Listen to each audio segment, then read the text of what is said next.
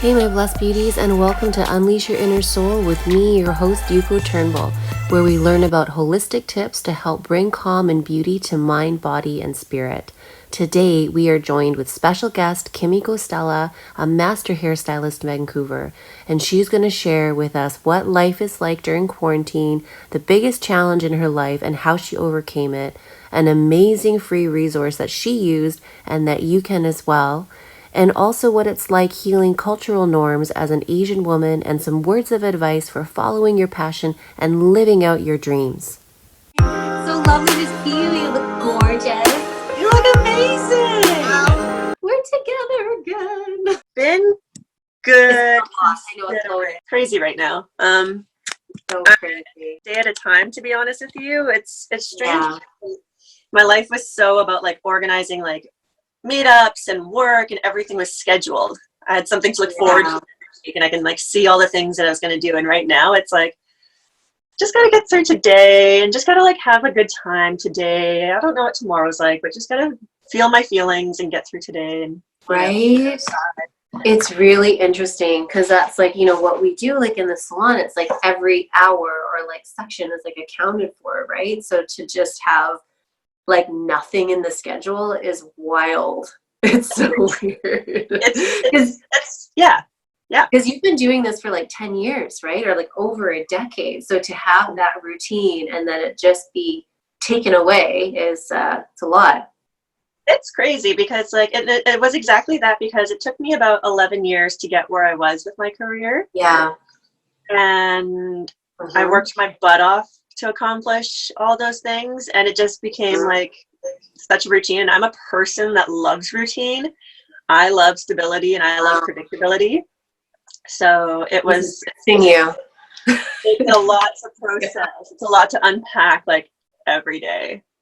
I know. Yeah. It's kind of like a roller coaster, isn't it? Of like emotions. It's like one moment you're okay, and then one moment it's like, whoa, what? The next day I'm just like in a ball crying. Oh my God. Okay. I love that you have your lady ma'am. Lady, what's your name? Lady ma'am. Oh Little Miss Lady. Yeah. So Little Miss Lady has been your support, your emotional support baby. Yeah, to the point where I think she's like bothered that I'm around so much now, because like I'll like, pick her up and kiss her. I love it. She's used to her alone time too. She's like a little bit in my space. She's missing all of her naps. I make her stay awake with me all the time. It's the new normal. Yeah. How do you feel like with her though? Are you spending like going out on more walks together, or are you guys going outside? Yeah, well, I can sense like her being a little bit anxious. Like she's already a rescue with tons of anxiety. So I can tell that she's a little bit anxious too, because she doesn't have friends coming over. She doesn't have dogs coming over. We don't go out to play as much. And like I'll take her out for walks here and there, but it's not the same for her. You know, I can tell she's missing her dog friends and people friends. And well, you guys are kind of like a two peas in a pod. Like you like structure, she's like structure. She's like so accurate, like mother like daughter, as they say. Yeah, so fun.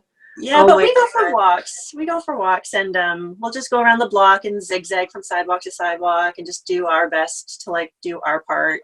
So you have been a stylist or a Salon, right, in Vancouver, and you've been doing that. You just moved there a few years ago, or?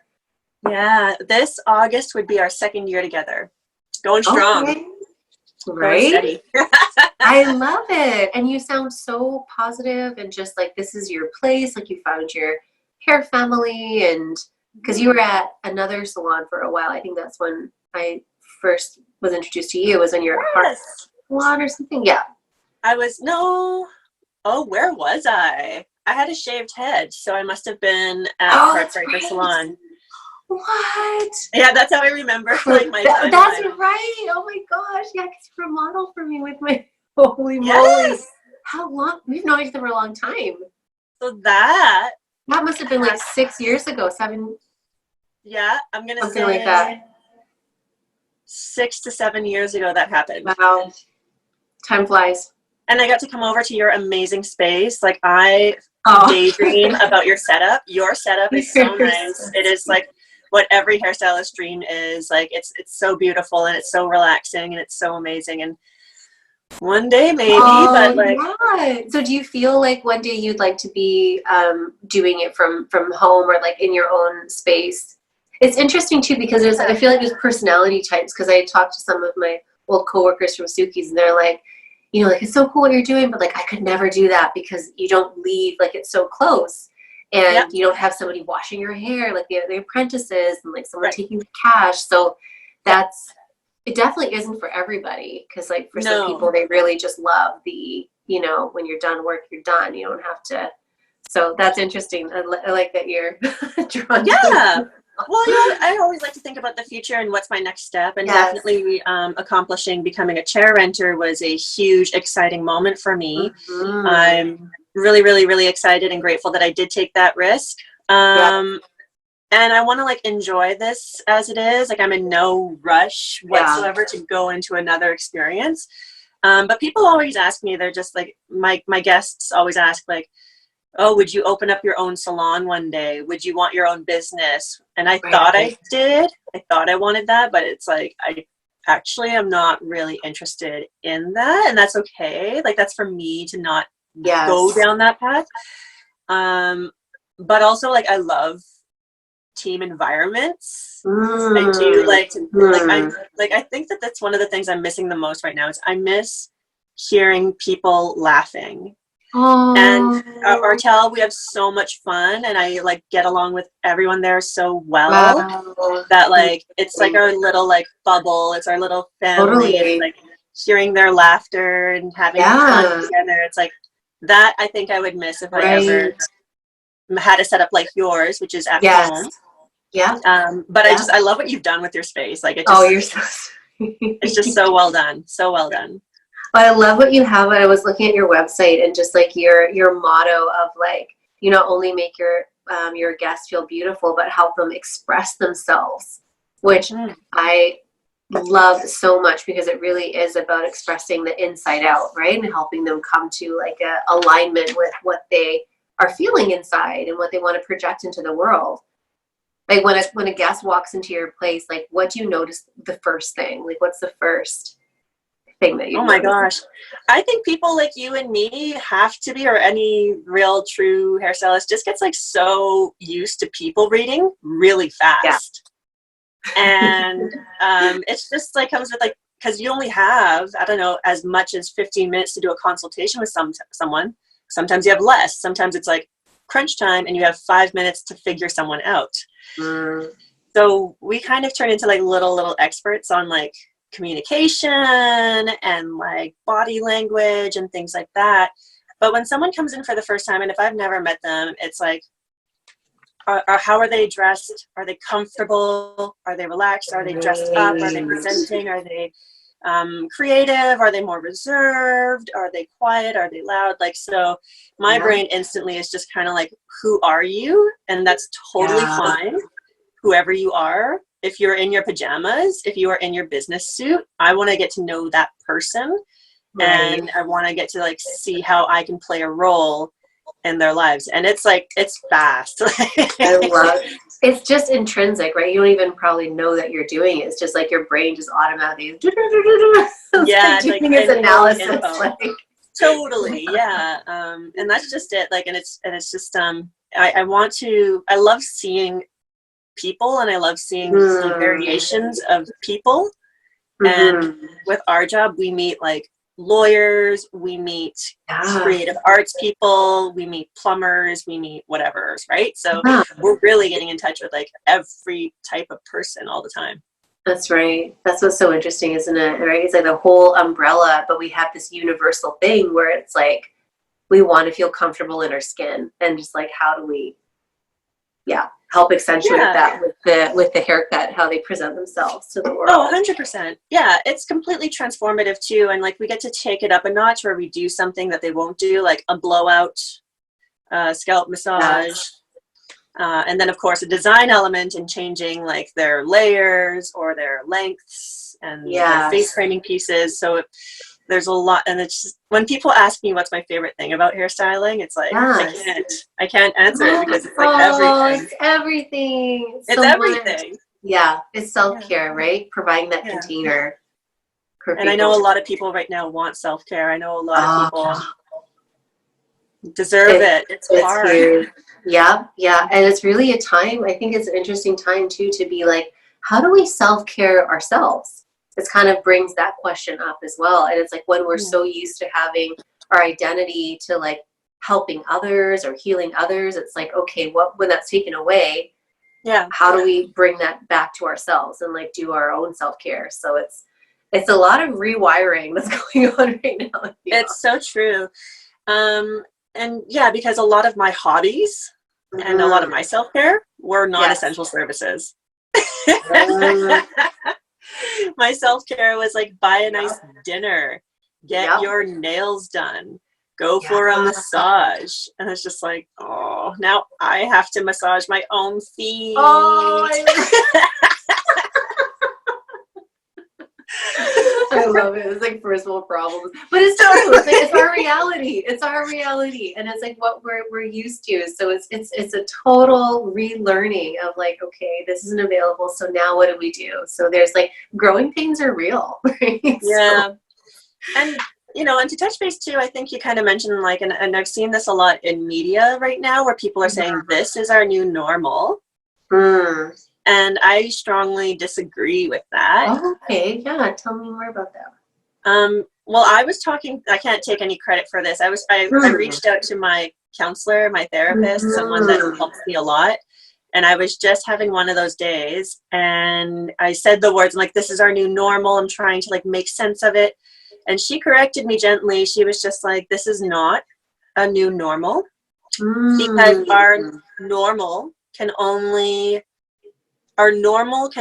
exist when we don't feel triggered, when we don't feel chaos, when we don't feel challenges. That's where normal lives. Normal doesn't live with triggers and with challenges. So to think of this as our new normal is not really fair. Right. Because we're in a state of worry. We're in a pandemic, and we're in a survival mode. Yes. Right. We're in this new kind of reality. Yeah. But it shouldn't be. We shouldn't allow ourselves to accept this for a normal. We shouldn't accustom ourselves to this challenging lifestyle. And it's first world problems, but it is our reality. And it's okay for this to not be normal. Yeah. And I really appreciate too that this is an opportunity to show us the cracks, if you will, of our own life, like really taking a look at like, okay, well, really, how am I with my diet and my environment, and just like the support system I've had, I created, like, is that there how I would like it ideally? So we get a really, it's like, whoa, in your face. Okay, this is what like, are you okay with that? Yeah, and I think a lot of people are understanding the positives to this, where we do get a chance to like re-examine these things, because I think a lot of us were running around life in fifth gear and going so fast, and now it's like chill. In a sense, right? It's like a chill with an undercurrent of like uncertainty. So there's like that kind of duality of like, you can't really do anything right now. We don't know what's happening. So just like do nothing but panic. So I'm curious. Just manage, just like get through it. Right? Because in our culture, it's so like do, like you got to do more, like do nothing. What? Like that's not celebrated at all. Totally. Absolutely. And it's just like, it's a good time now to just do that. So I'm curious, like with your history, doing this 11 years, and for where you are now, looking back, what would you say your biggest challenge or failure, not failure, but like learning opportunity, growth opportunity have you had? I'm trying to figure out the lighting in this room, because I feel like you're gorgeous, girl. I don't like looking at you like, oh my god, you're beautiful at every light.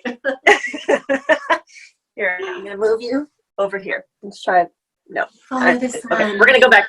We're gonna go back. That's fine. This is fine. Okay. We're gonna be fine. Okay, sorry, I'm paying attention. Your question was Oh, my question was like your biggest like learning opportunity. So would you call it like a challenge or failure or whatever, but there was some certain life event, would you say, that you had that you got the opportunity to learn from? And like how did you triumph over that? Wow. Good question. That's a really good question, because I think that that's something that we all need to reflect on whenever we have the time to do that. The biggest challenge, oh my gosh, I think there's too many. Oh, wow. I don't know. I'm just trying to think. What's yours? Oh my goodness. Yeah. I got lots too. Yeah. About you, girl. Well, it's just interesting too. It's like, well, while you think about that, it's really empowering to sort of reflect back on our lives and know that we gone through some huge moments where maybe at that time we thought we would never get out of, or this was like the end, or a really big reaction to that. But then we did overcome it, right? We learned a lot of things, and it really, looking back, I know for me personally, like the hardest things were the most impactful. I learned the most about myself, and I gained different qualities of like compassion for others, so it was really, the bigger the pit, the higher I feel the opportunity for growth there. So much like this is now, I feel if we can reframe and remember back to our big challenges and what we've come through. So that's why I thought it'd be fun to share yours if you can. Yeah. Pick a couple like highlight reel or like top three, totally. or even now your career, or yeah. Oh, my career has been manageable in terms of the challenges that I've experienced. It was more like a personal. It was more personal that I think my response would be, because I think that professionally I can get challenges, but it's so black and white, because it's just like, it's like fix it or manage it, and so it's like very, very like black and white for me. But when it comes to like a relationship one, or a personal one rather, I think about like the relationships that I've experienced in my life. Yes. And the people that have come and gone through my life to teach me those lessons. Right. And I definitely 100% think about going through my divorce that happened in 2014, at the end of 2014.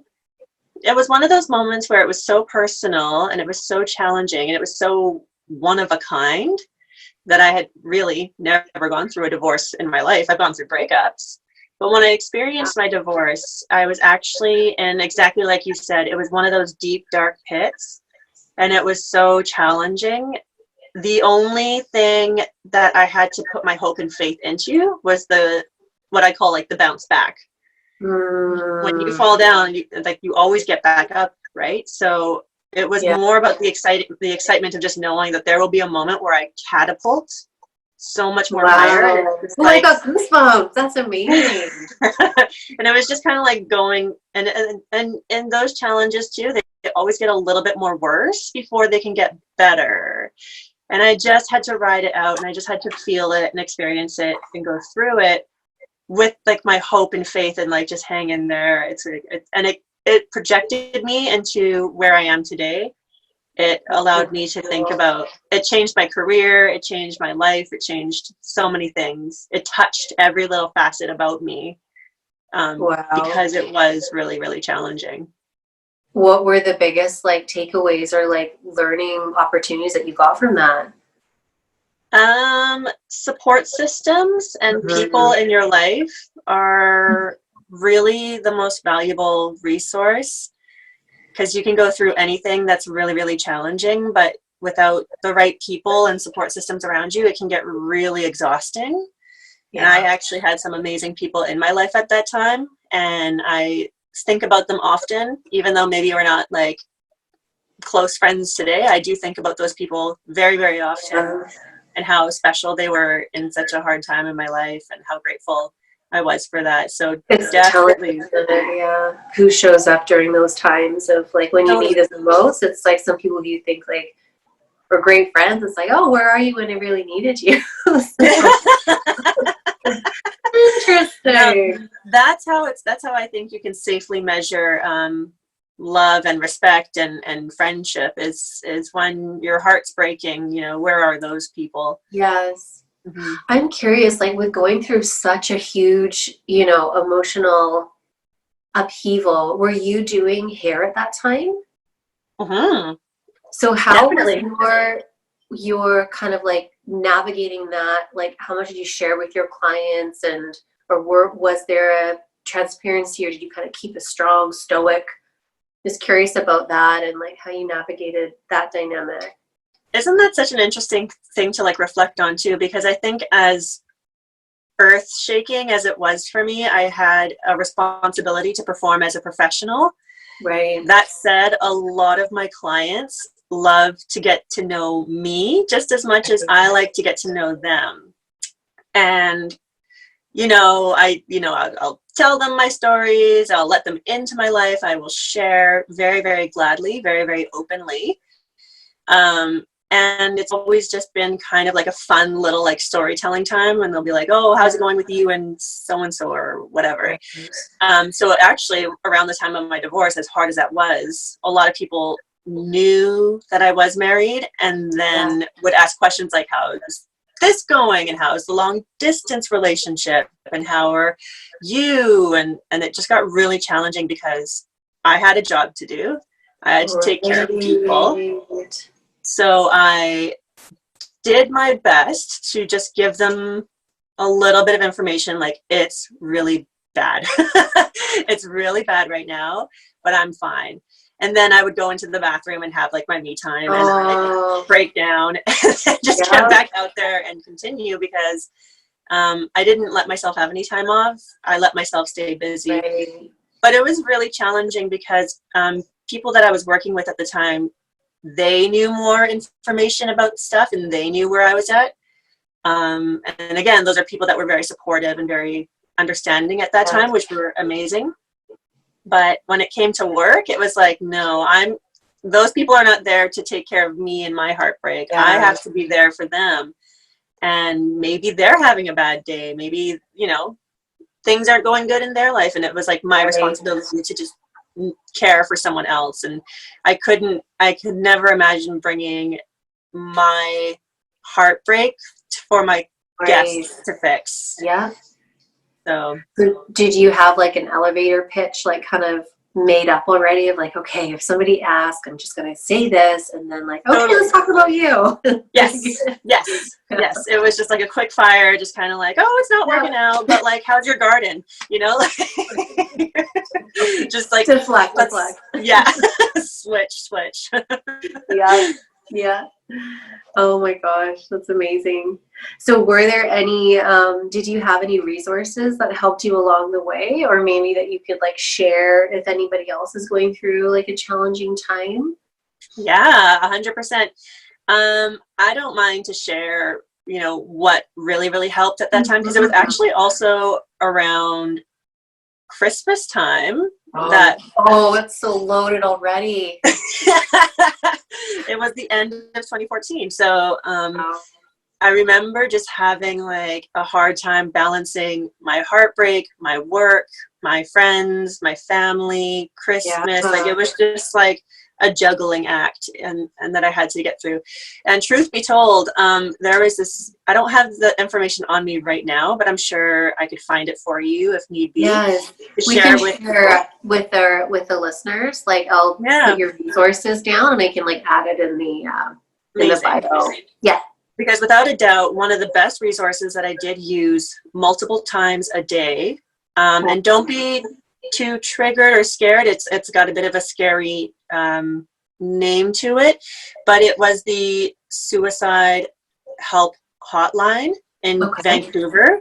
Yeah. And someone that I was working with at the time said, I used to use this phone number when I had a hard time. You can try using it too. It's totally anonymous.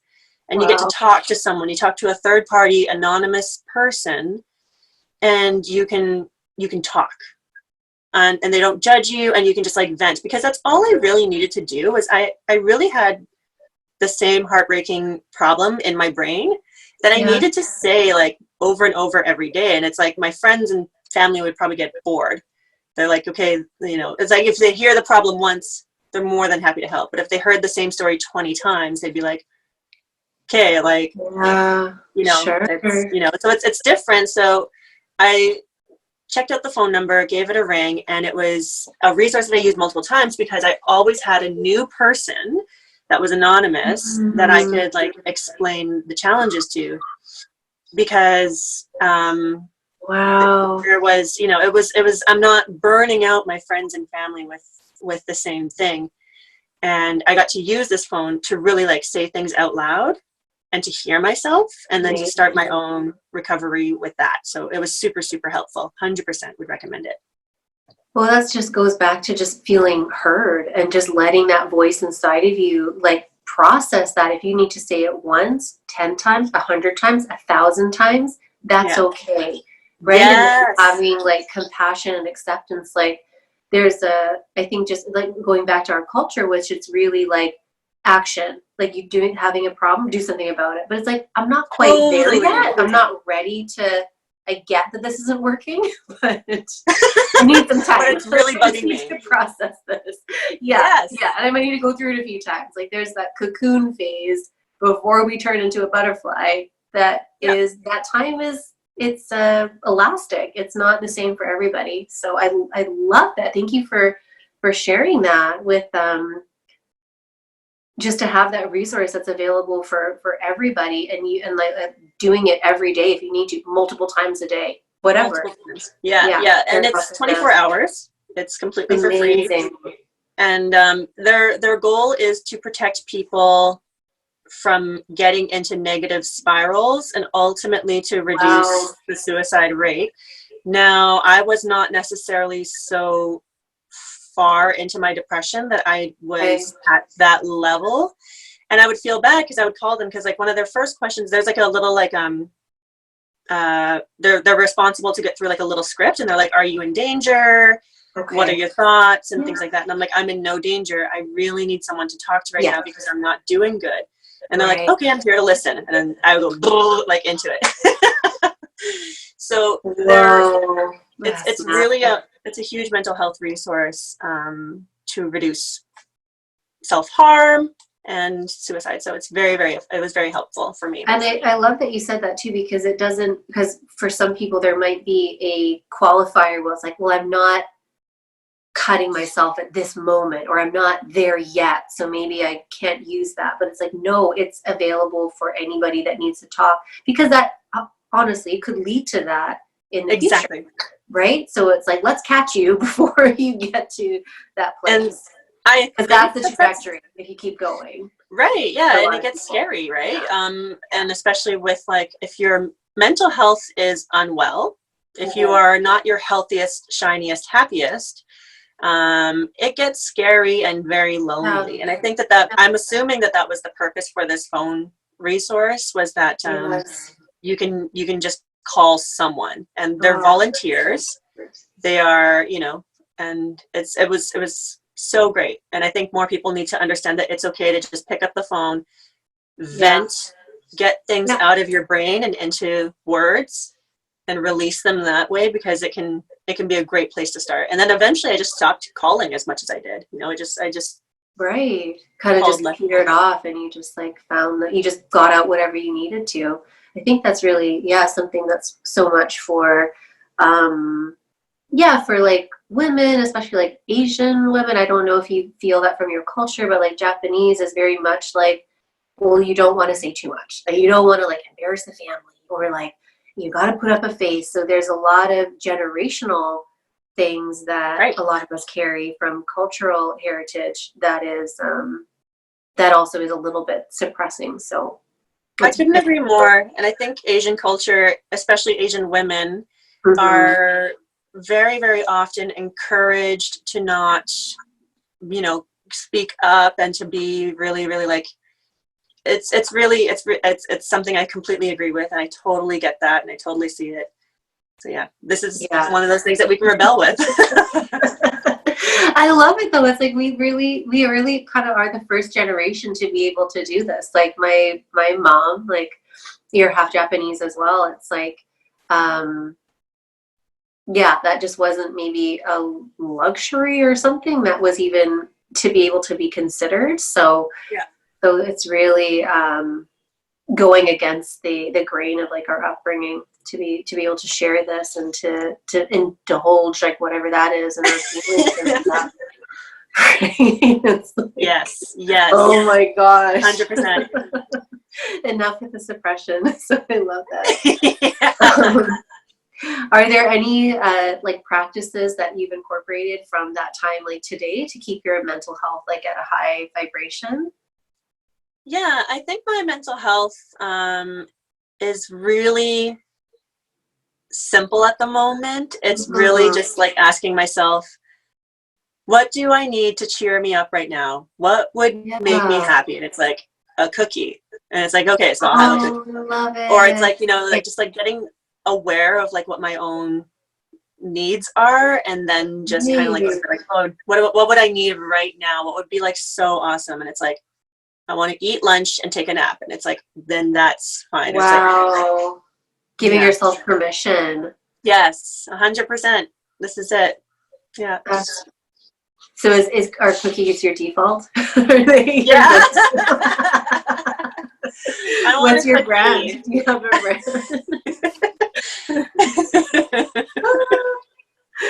I love that. That's so true, right? It's just like, what do you need? Whatever. It's okay, right? Just like, have it, you know, go for it. We punish ourselves enough and like try to, it's like, just do it. It's okay, right? Yeah, I love that. Really like self-acceptance. And if I do have, okay, another question for you. Is there any influential people that you have in your life that you kind of perhaps want to embody when things are difficult?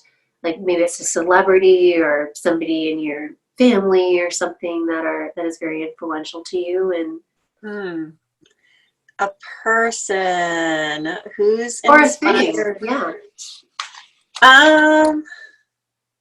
This is the thing though, it's like I miss my friends so much right now.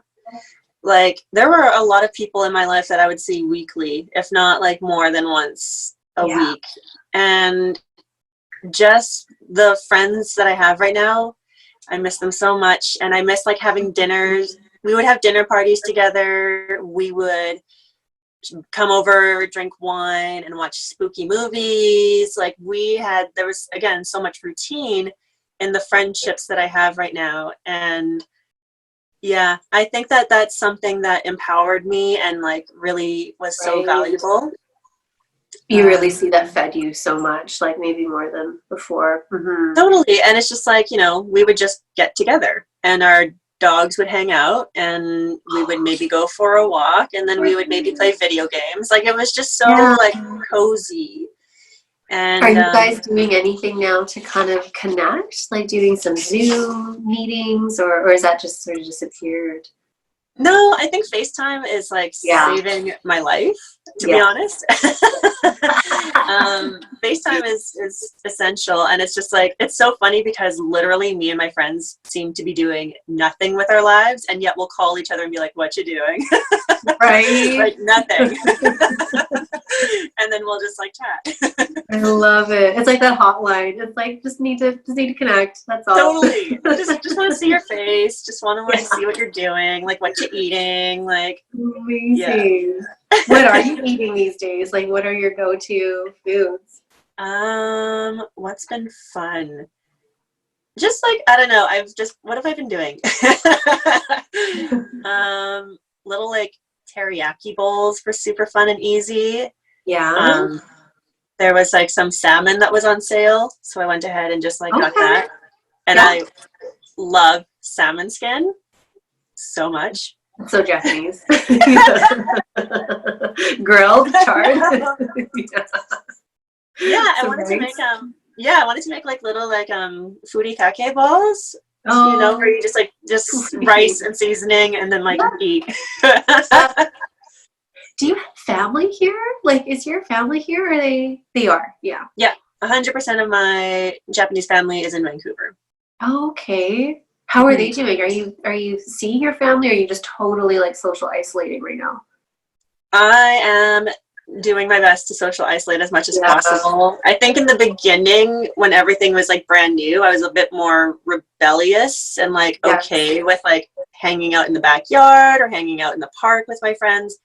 And same with my family. Like it's just like they are 100% the population that are higher risk. They are in their 60s and 70s and have illnesses or things that just make them a little bit more fragile to the circumstances. So I just kind of FaceTime with them. We play on House app or House Party. Oh. We play the drawing game like all the time, and it's like so much fun because we're just children, really, all of us. Going back to the inner child, right? That's really all that we are. We're just like kids in the bodies. So just lots of digital, virtual time together. I haven't seen them in weeks, and it was hard with Easter, right? No, it is. It's really like it is different. Are you getting messages from your clients like asking you to do black market hair, or they've been pretty how do you navigate that, like as a, or that we can cut that if we don't want to. The answer is yes. I'm doing tons of illegal stuff. No, I know. I'm not, and it's I'm so curious for my own self. Like I'm just like, what do you do? Like we're all curious all day long. Yeah, it's like I don't know. What do we do? Yeah. I miss hair, and so do my clients. It's so sad because I still get messages like, are you doing hair? And I'm like, no, boo. And my mom's going crazy because she still has to go to work. She still drives in to work every day, and she's got like crazy roots, and she's like, so can you do mine? And I'm like, no, I definitely can't do yours. Yeah.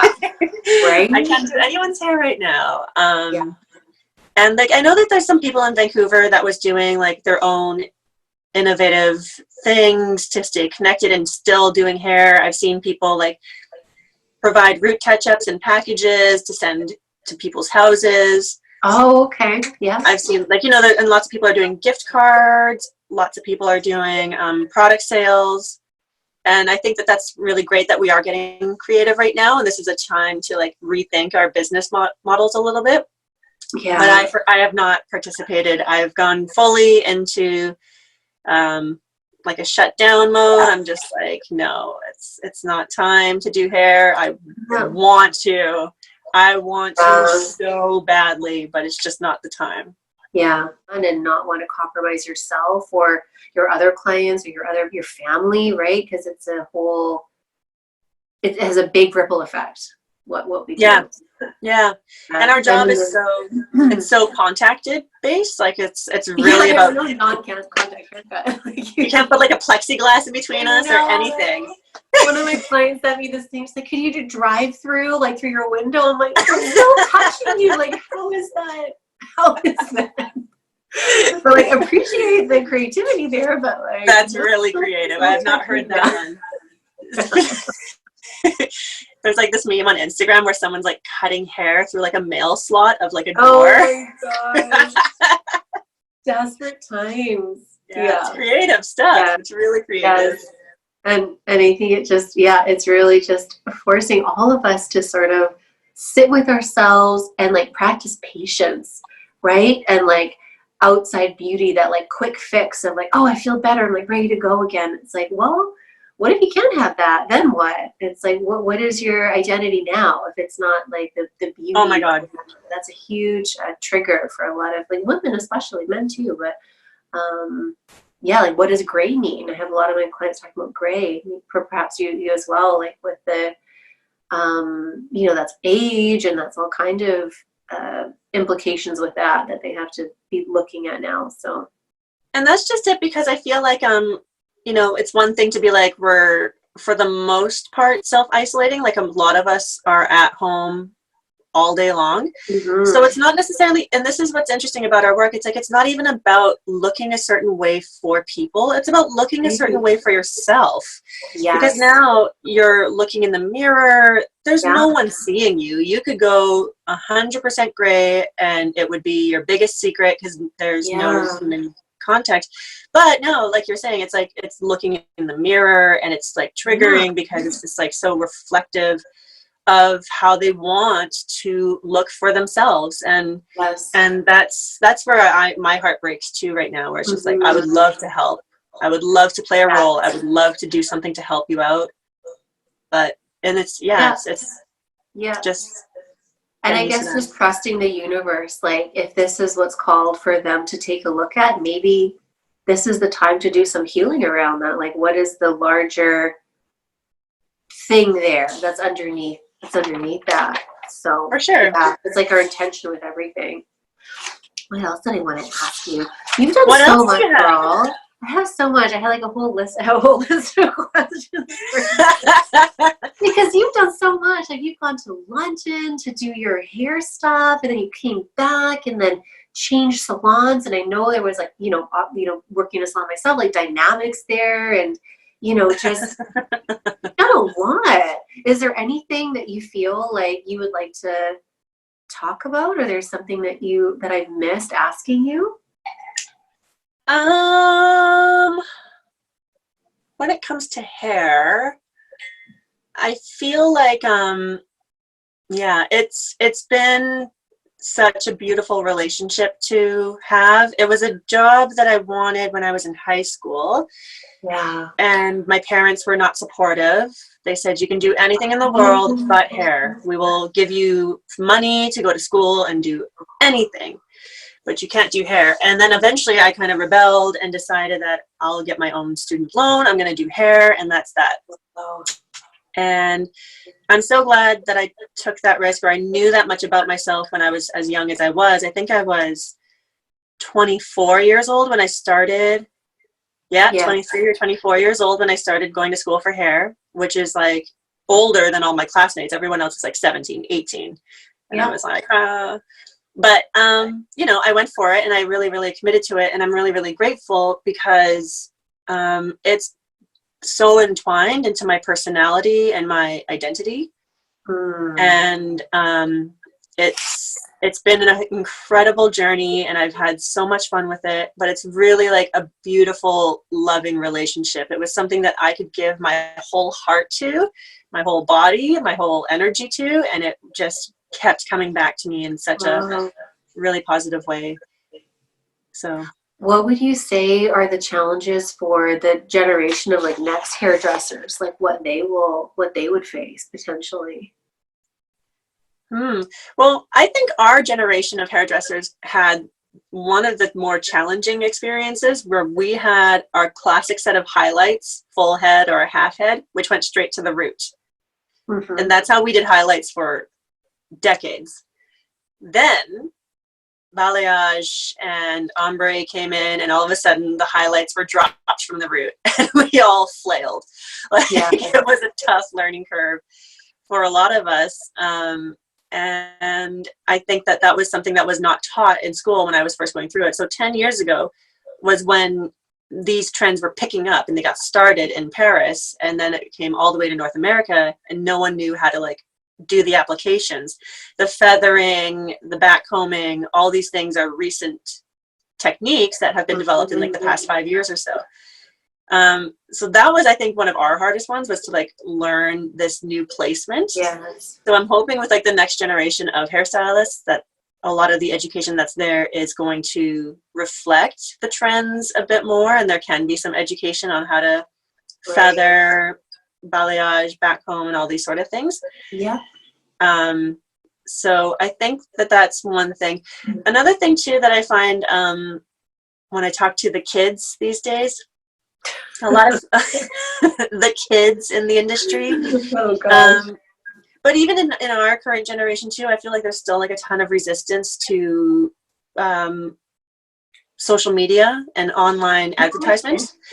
And just kind of creating familiarity with sharing with social media. You can do it however you please. I do mine in a way that like was really fun for me. I intertwined like a little bit of personal plus a little bit of professional, and that was fun for me. And then other people are just like, just the professional, la la la.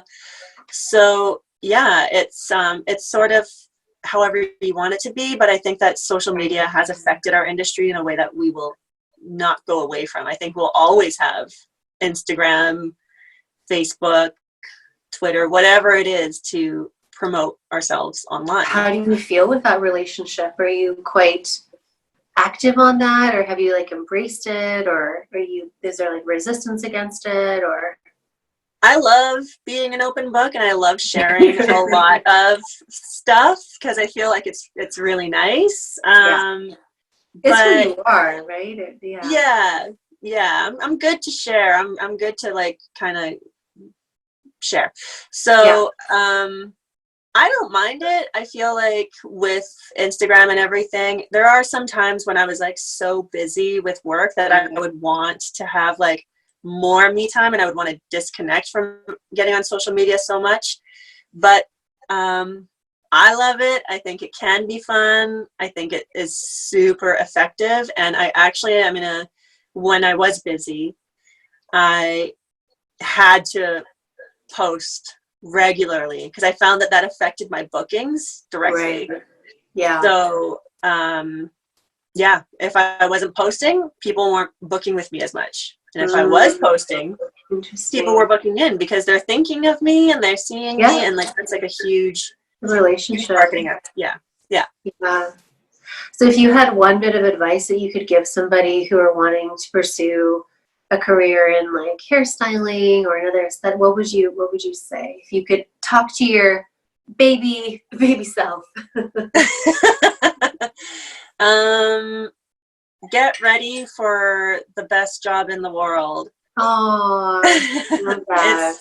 It's really the work that we do isn't for everyone, and it is really, really hard.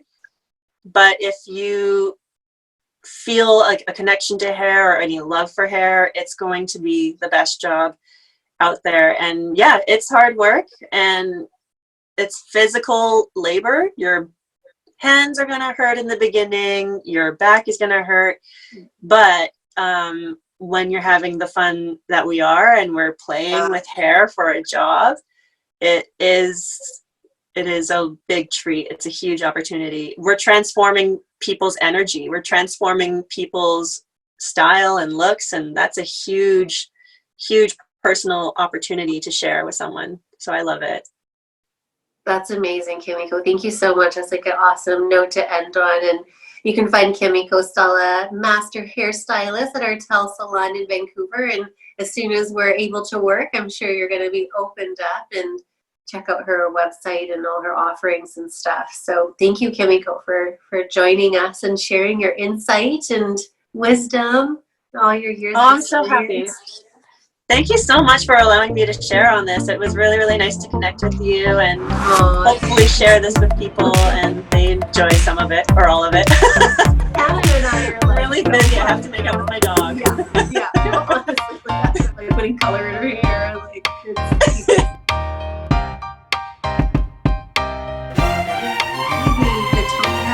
what was the industry? Yeah. Here, girl.